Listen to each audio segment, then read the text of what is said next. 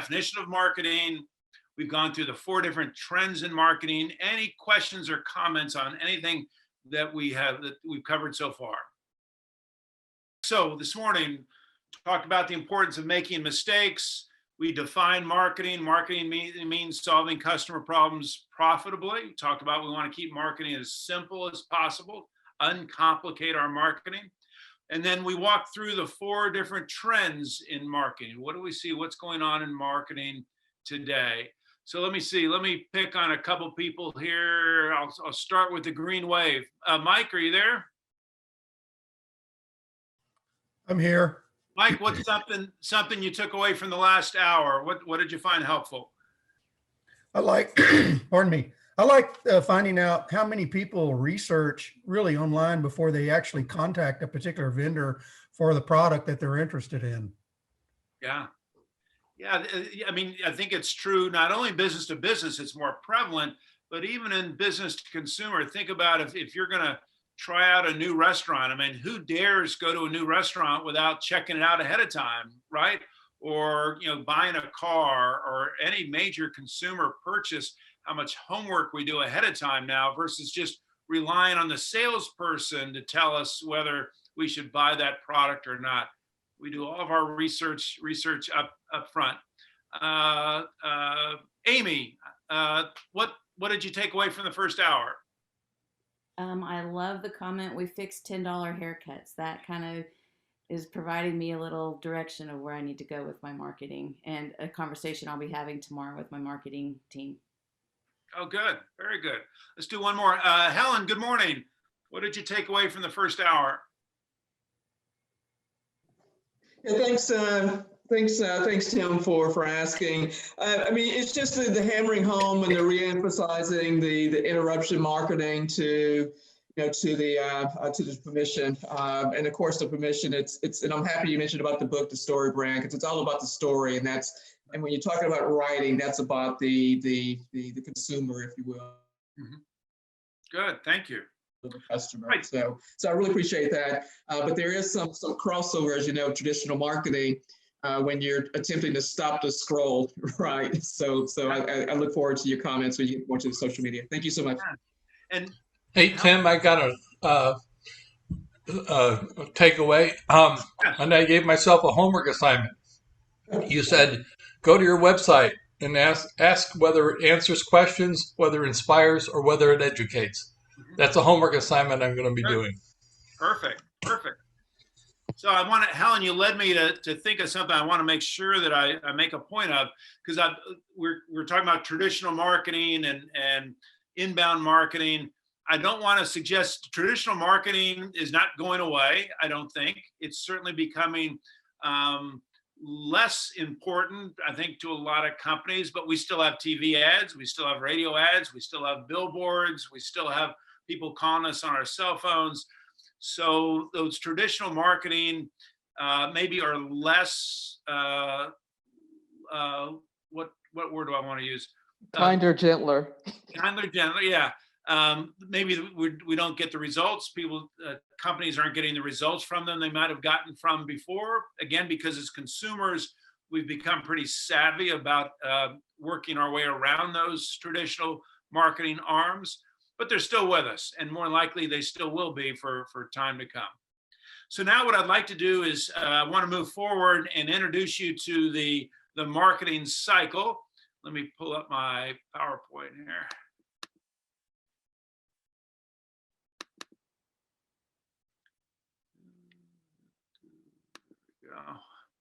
So you'll see in your workbook, there's an article in there. You see a page that says Video Seth Godin. And he did a TED Talk a number of years ago, Seth Godin did, on the tribe. It's entitled The Tribes That We Lead.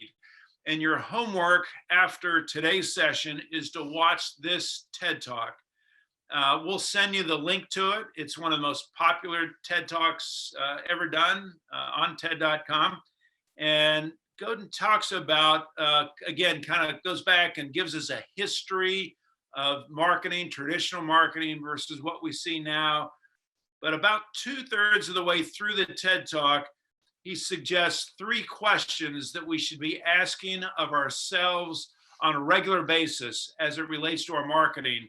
And I want to, when we come back next week, there'll be a pop quiz. I'm going to ask a couple of you what your answers are to those 3 questions. So make sure you watch the Seth Godin TED Talk after today's session. And again, we'll send you the web link for that. Okay. So now, the marketing cycle, if you've ever taken a marketing class, a workshop, something similar to that in school or otherwise, you may have been introduced to this idea of the marketing cycle. It's what we go through and around on a continuous basis as we're doing our marketing. The first stage of the marketing cycle is doing market analysis, doing market research, getting smarter about our product, our competitors, and our customers. And some people tend to think, well, we only do market analysis when we first get started in our business. And that's unfortunate, because I think the research that you do today and tomorrow going forward is as important as the market analysis you might have done when you first started your business. But we do analysis on an ongoing basis. The second stage or step in the marketing cycle is, once we've done some market analysis, is then we establish our marketing objectives and our marketing strategies. We start working on our marketing plan. Our objectives may be more revenue, more market share, more awareness, and then the strategies that might help us achieve those objectives. And then once we've established our marketing objectives and strategies, we've started working on our marketing plan, we then implement, we execute that marketing plan. We put it to work. Daily basis, weekly, monthly, we put our plan into action, we implement. And the fourth, and maybe the most overlooked step in the marketing cycle, is once we've implemented our marketing plan, we then have to evaluate our plan. Is it working? Are we achieving our goals and objectives? Do we have the right strategies, the right tactics? And so we're ongoing, we're evaluating our plan, and then that leads us back to market analysis. We do more research, we do more study, and then we refine those objectives and strategies, we refine our plan, and we just keep going round and round in this marketing cycle. And as you do that, what I would want to suggest is that you ask the question, so what's broken in my marketing cycle? What's not working? What needs to be fixed? What do we need to start doing? What do we need to stop doing as you're going through this marketing cycle? Well, I want to spend a good amount of time this morning focusing on the first step in the marketing cycle, the market analysis. And I'm going to pull the PowerPoint down and come back to you here. So I want to argue there are 3 things that we want to do research on an ongoing basis. And I mentioned it before. We want to do research on whatever it is that we're selling, our product or service. We want to do research on our competition. And third, and maybe most importantly, we need to better understand and do research on our customers. So I want to take each one of those individually and share some thoughts on each one of those. So let's start off with our product. Clearly, we want to be as smart as possible about whatever it is that we're selling. And so if my product is this pen, what is it that I might or need to know about this pen in terms of research? What should I know about this pen? Anybody? Material, prices, and who's selling it around you.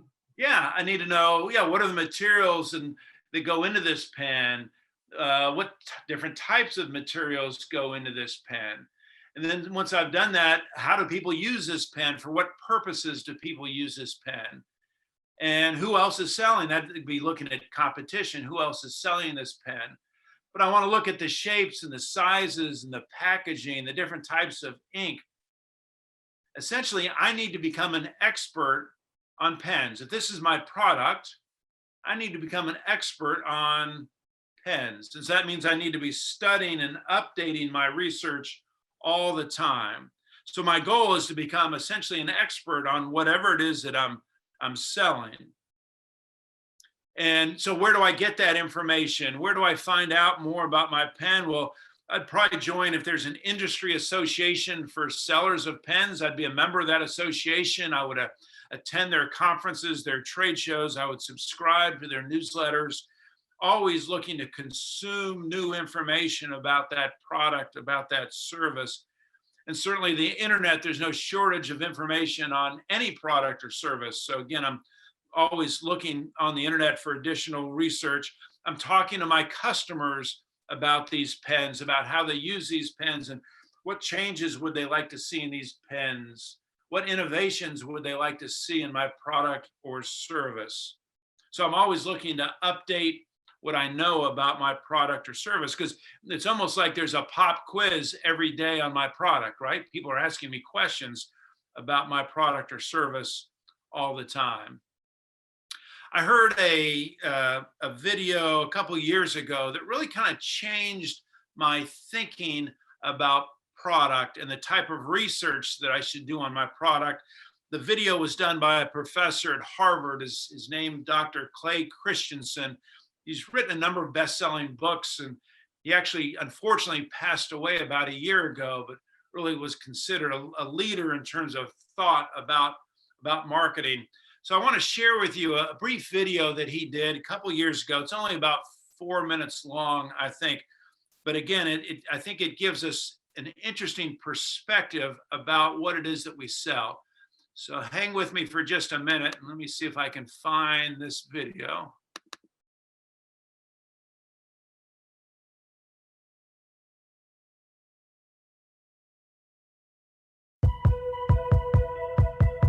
Hi, my name's Clay Christensen. I'm a professor at the Harvard Business School.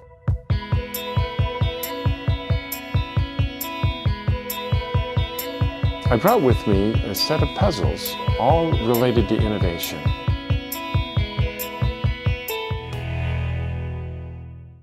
We decided that the way we teach marketing is at the core of what makes motivation difficult to achieve.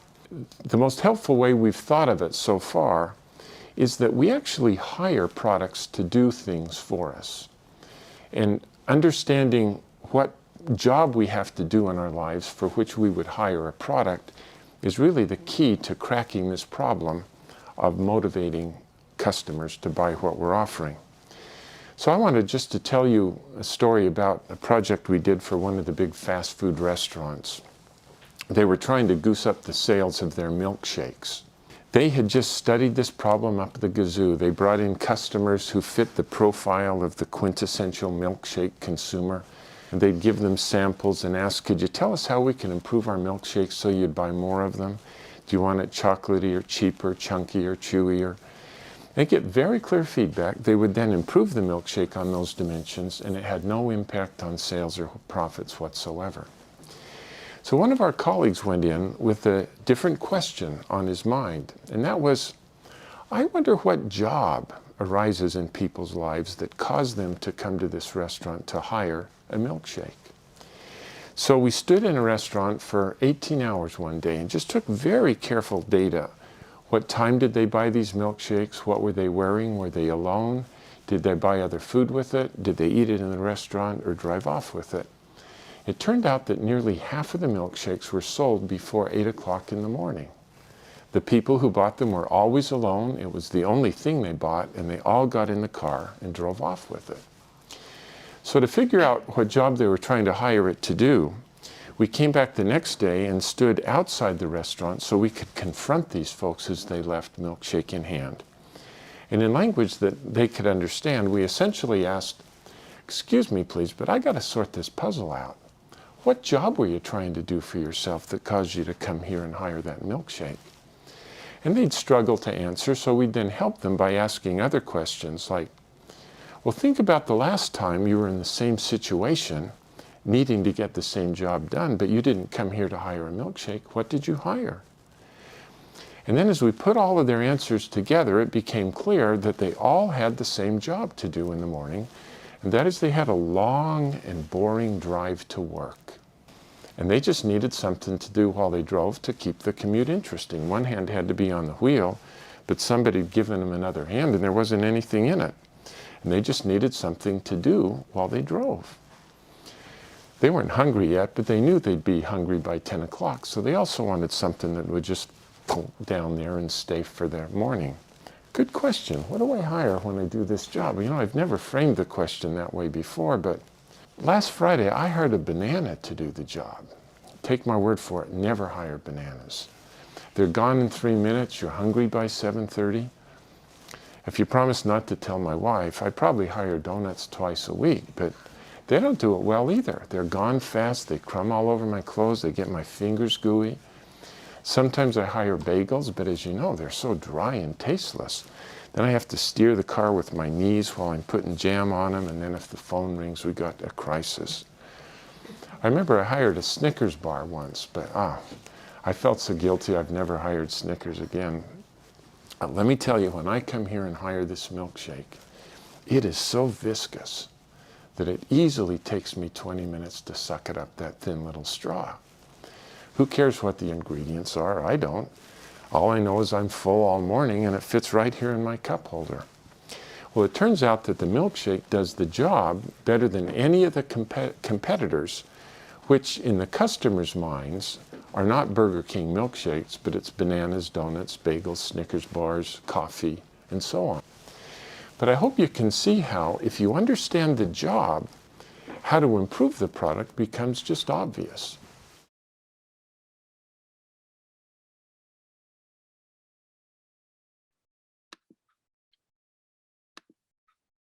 That's Clay Christensen. So 3 things stand out to me every time I see that short video. First of which, it never occurred to me that anyone drank milkshakes in the morning before 8 o'clock. I've never had a milkshake before 8 o'clock in the morning, but he said 50% of milkshakes are consumed before 8 a.m. I was startled when I first heard that. Second thing that stands out, I don't know if you noticed the background. Just once, I want to do a training program in a room overlooking the bay like that. What a beautiful view he had there.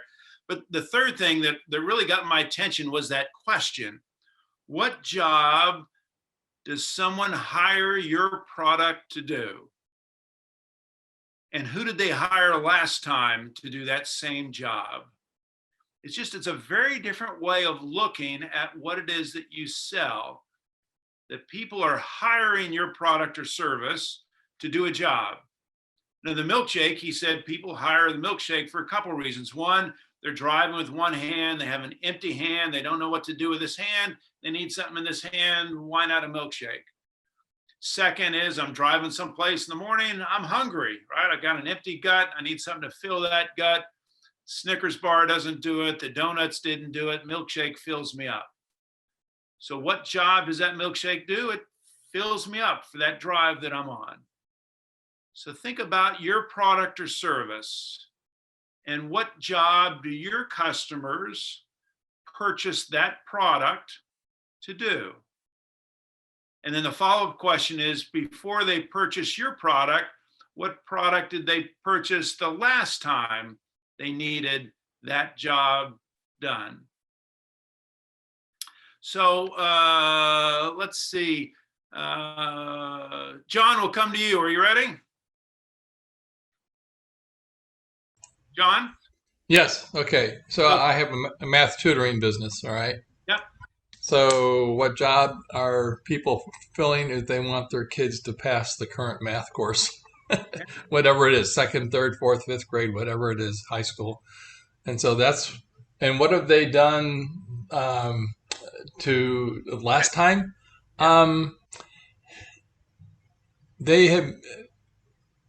They may have gone to a different tutoring center. They may have gone to after school tutoring, which is really not after school tutoring because there's 20 kids and 2 teachers, so it's not really tutoring. And they say that doesn't work. The after school tutoring doesn't work because it's just the ratios aren't adequate. So what we do is we provide that customized one-on-one service for the students. And so the product, what I heard, the product is pass the test. Yes. Help my kid pass the test. Right. Interesting. All right. Nicole, how about for you? What job are your customers hiring your product to do? Have a child care center, so I love and care and take care of their children when they're not able to do so themselves or they don't have immediate family to provide that service. And that is one of the questions that I always ask my potential new clients is, have they had previous child care experience at another center? And was that recently? And if so, why are they looking for another center? Just so I can get some background on what issues they might have had that I can improve upon. Yeah. So your job is to watch the kids, keep the kids safe. Yeah. Correct. Yeah. Interesting. So again, it just by asking that simple question, it causes us to look at whatever it is that we're selling our product.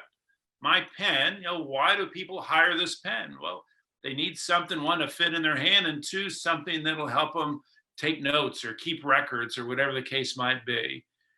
And who did they hire last time they needed something documented, something written down? What job does my product do? This, I think, an interesting question as you're doing research on your product. So number one, we want to get smarter about whatever it is that we're selling. Number two, I want to suggest that we want to do research on our competition, I love that there's an old quote from the Chinese philosopher Sun Tzu. He said, keep your friends close and your enemies even closer. Right? We really want to keep track of what is it that our competitors are doing. And so I want to suggest that there are two types of competitors that we need to be mindful of. Direct competitors, indirect competitors. Two types of competitors, direct and indirect. Direct competitors are selling essentially the same product we're selling to the same target market, competing for the same dollar that we're competing for. Direct competitor, same product, same market, same dollar. Direct competitor. Indirect competitor, different product, same target market, competing for the same dollar that we are. What did you notice? What's the difference between the direct and the indirect competitors? Anybody? Different product for indirect. Yeah, different products. Yeah. And so my best example, and I've shared this many times before, was early on in my career, I owned with my wife a retail travel agency. And we help people take vacations. We help business travelers make their trips. We did both business and vacations. And I remember one day we had a client come in and he announced he wanted to take his wife on a cruise. Now this was a wedding anniversary. They were celebrating like a 10th wedding anniversary. And we were excited because a cruise was a significant purchase. It was a $5,000 or $10,000 purchase, big sale for us. So we set the client down with our cruise expert, and they probably spent an hour looking at different itineraries, different ships, different destinations. And after about an hour, he got up, he said, this is great. I've got all the information I need. I'll give you a call in a day or so, and I'll book this cruise for my wife and I. Perfect. Day or two passes, we don't hear anything. A couple more days pass, no call, nothing. Finally, after about a week, I called the client up. I said, hey, you're in a week ago. You're talking about a cruise, 10th wedding anniversary. What did you decide to do? He said, well, I kind of changed my mind. He said, I decided instead of a cruise to buy my wife a beautiful diamond necklace. She'll be so happy. I was not so happy. I thought, what a dumb decision. A cruise versus jewelry. How could he make such a poor decision?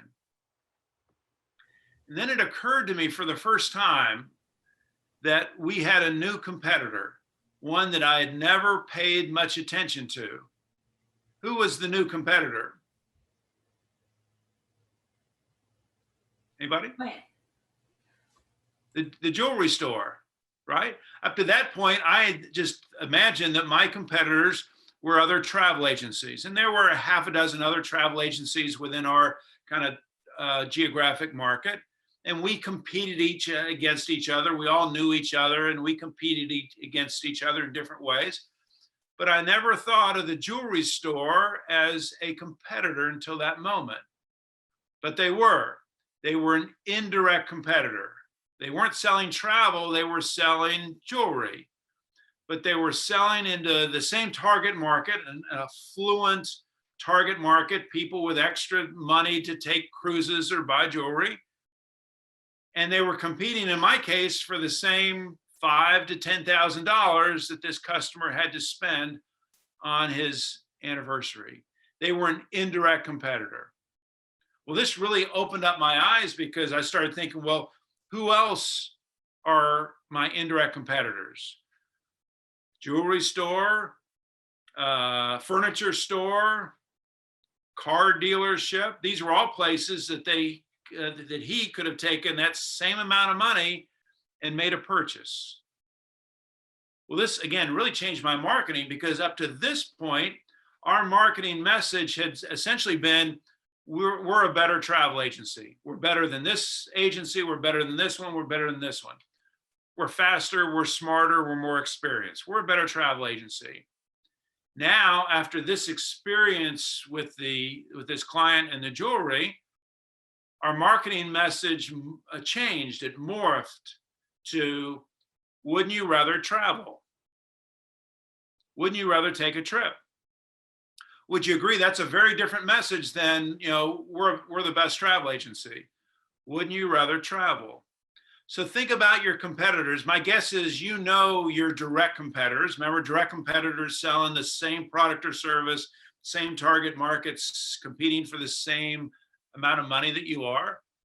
Think about who your direct competitors are. My guess is you could name off 3, 4, 6 of your direct competitors.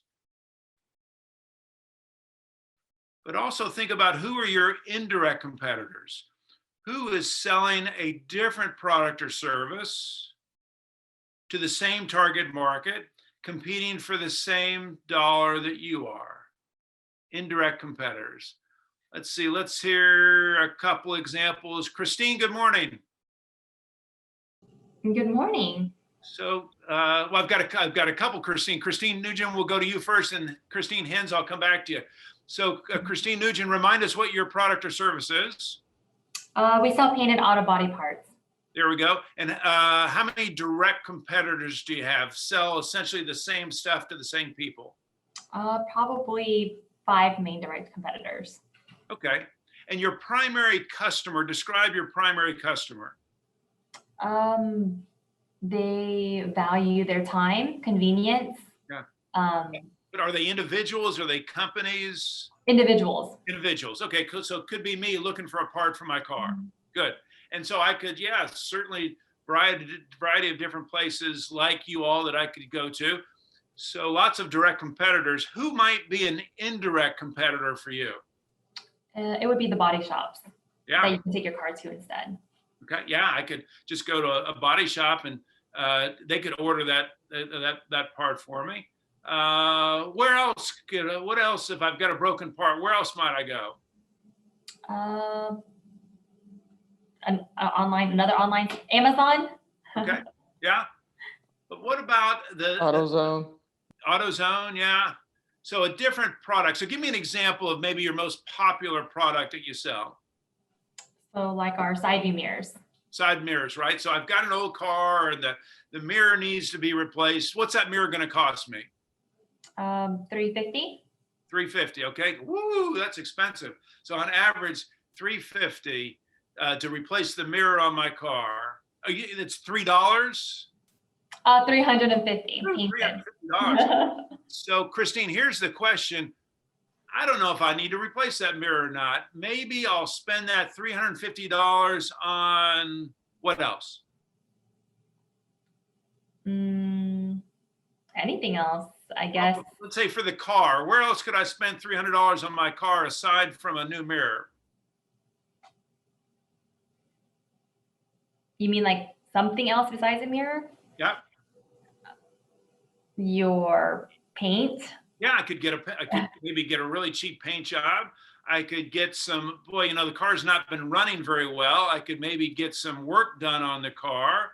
I could replace, boy, you know, I could use some tires on that car. The tires aren't very good on that car. I could go buy some tires for my car. Oh my goodness, you've got all sorts of indirect competitors, don't you? Yes, I do. All competing, all car owners, all competing for that same $350. Mm-hmm. So you've got your direct competitors and you've got your indirect competitors. Yeah. And so what I want to suggest is one that you recognize both, recognize who your direct competitors are, recognize who your indirect competitors are, and then do your research on them. How are you different than your direct competitors? How do you compete against your direct competitors? How are you better than? What's your competitive advantage? Something we'll talk about later. And the same thing with your indirect competitors. So you see in your, I think, do you have an article in your book that says top 10 ways to spy on your competitors? No. Okay. I'll send you that article. Good article on doing research on your competitors.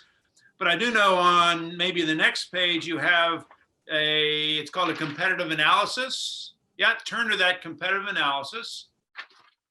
So this is a tool that I have found to be very helpful in doing research on competitors. It's essentially just a one-page kind of report on competitors. On the vertical axis, you identify your different competitors, competitor A, competitor B, just who are my different competitors. You're going to list your competitors. And then on the horizontal axis, you're going to identify how do you compete with those competitors. The examples you see on this page are price, location, quality, unique features, strengths and weaknesses, marketing, market share, and distribution system. These are just examples of ways that you may compete with your direct and maybe even your indirect competitors. So let's see how this tool might work. So under where it says competitor A, write the name of one of your direct competitors. First one that comes to mind. Just write down the name of one of your direct competitors underneath where it says competitor A. All right? And so I want you to think about, I want you to focus on that direct competitor as we work our way through these different factors. So let's start with price. As you think of this direct competitor, if their price is higher than your prices in general, put a greater than sign. You know what I mean by a greater than sign, right? An inverse letter V. If their prices are higher than yours, put a greater than sign.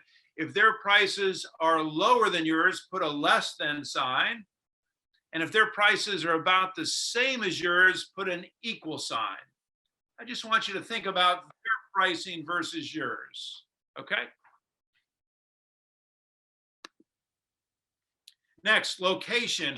How would you describe their location as it compares to yours? So examples might be they've got 10,000 square feet in terms of their location, or they've got 6 locations and we only have 1, or their location is in town and we're located out of town. How would you compare their location to yours? Okay. Next, quality. As you think about the quality of this competitor's product or service, would you say that their quality is better than yours? If so, put again a greater than sign. If their quality of their product is inferior to the quality of your product or service, put a less than sign. And if their quality is about the same as yours, put an equal sign. How would you judge the quality of their product or service? Greater than, less than, or equal to yours?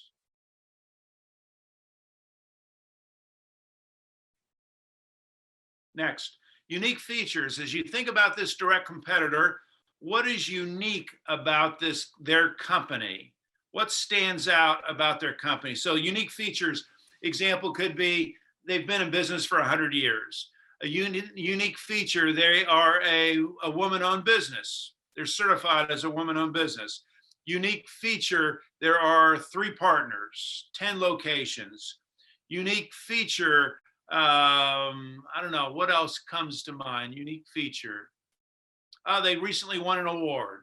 What makes them different? What makes them stand out as a competitor? Okay. Next, strengths and weaknesses. Identify one strength of this competitor, something they do well, something that they're really good at, and then identify at least one weakness of this competitor. Where are they vulnerable? Where are they at risk? Where do you have an advantage over this competitor? A strength and a weakness.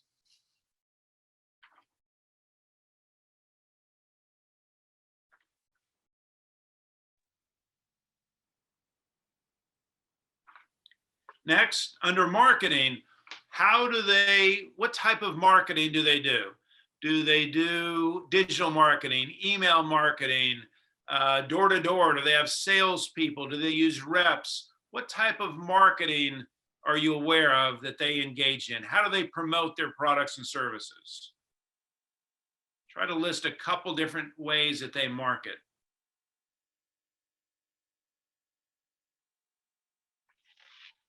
Market share. Market share speaks to, of all the money spent on this particular product that they sell and you sell, what percentage is theirs? What is their market share?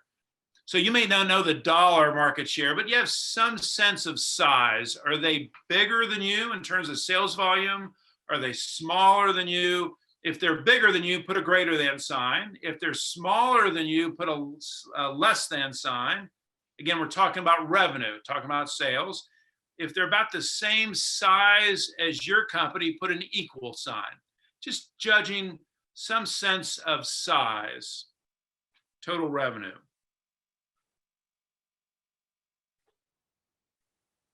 And then finally, distribution system.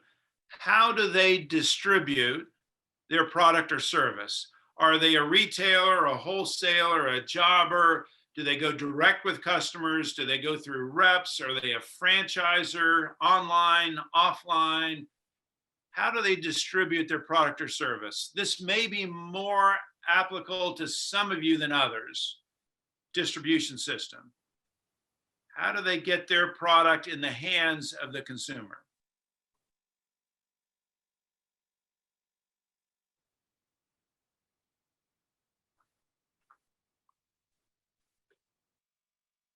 Okay, so I wanted to demonstrate to you how to use this competitive analysis matrix. So now just imagine that you had that same information on each of your competitors, primarily your direct competitors. How helpful would that be? Well, certainly in terms of making better marketing decisions, it would be very helpful, very helpful. And the term that we use in marketing is positioning. How are you positioning your company versus your competitor? In the eyes of the consumer, how do they see you versus them? And the only way that we can make good decisions about positioning is by doing our research, by doing our homework on those competitors. And I want to suggest that you want to do this research on an ongoing basis. What do I need to know about my competitors? One way that I do market, one way that I keep up with my competitors is through the use of what are called Google Alerts. Anyone familiar with Google Alerts? Show of hands, yeah. You can set these up on Google. If you just do a search on Google Alerts, what it does is anytime, and you identify either the name of the company or the name of a person, anytime they show up on the internet for whatever reason, you get an email notice. So if I'm following Helen, if I want to know when Helen has a new product, a new customer, whatever, I'm going to put the name of her business into my Google Alerts. And that way, anytime she or her company shows up in the news for whatever reason, I get an alert. It says, hey, Helen just was in the local paper for this or a magazine or whatever. So I have found Google Alerts to be a really helpful way of keeping track of my customers and my competitors at the same time, right? So I want to encourage you to use that competitive analysis matrix to keep up with your competitors. So there's a new term that's been coined just within the last couple of years that I've seen it in terms of working with your competitors. And the term is co-opetition. Co-opetition. So as a young entrepreneur, I didn't want to have anything to do with my competitors. In fact, in my mind, the competitors were the bad guys. I was a good guy. They were bad guys. I didn't want to talk to them. I didn't want to see them. I certainly didn't want to socialize with them, right? Because it was me against my competitors. And then for whatever reason, I got to know a couple of my competitors. I would see them at the store. I'd see them in a restaurant. I'd see them at a Chamber of Commerce meeting, right? I'd see them in church, wherever. I'd bump into a competitor. And so I got to know my competitors a little bit. And then before I knew it, I'd invite a competitor to breakfast. I'd invite a competitor to lunch. And then something very odd happened when I did that. So if Amy was one of my competitors and I would invite Amy to grab a cup of coffee, and I would ask Amy a question like, Amy, your company is growing so fast and you've got such a great reputation and you've got great customers. How do you do it? And Amy would do something that I never believed was possible. She would answer my question. She'd start telling me about all the great things they were doing, all the great marketing things they were doing, and how they acquired new customers and how they were retaining customers. And she would give away all of her secrets just over a cup of coffee. It was amazing. And then I'd say, Amy, you've got great employees. I don't get it. I don't know where you find these people. How do you find these great employees? And how do you keep them? They've been working for you forever. And she would tell me. She'd tell me all of her secrets just over a cup of coffee. So that changed my whole mindset around competition, from trying to separate myself from the competition to trying to get as close to my competitors as possible. Whether it was over a cup of coffee, it was lunch, or just, when I saw them, just engaging with them. So that's this idea of co-opetition. Co-opetition is essentially looking for ways to work with versus against your competitors. Yeah. And there's some, Tim, some good examples going on right now. I know in some of the restaurant industries, there was an article I think might have been on CNBC or one of the sites that I saw that talked about ghosting of restaurants. Yeah. And how maybe the restaurants that are surviving, they're licensing, say they're a Mexican restaurant, but they're now licensing to do barbecue or something, right? So there's some creative stuff that's going on right now. So thanks for mentioning that. A great example. And, just co-opetition is just looking for ways to potentially work with your competitors. I know sometimes with my competitors, we might go to a conference together. We may share our notes.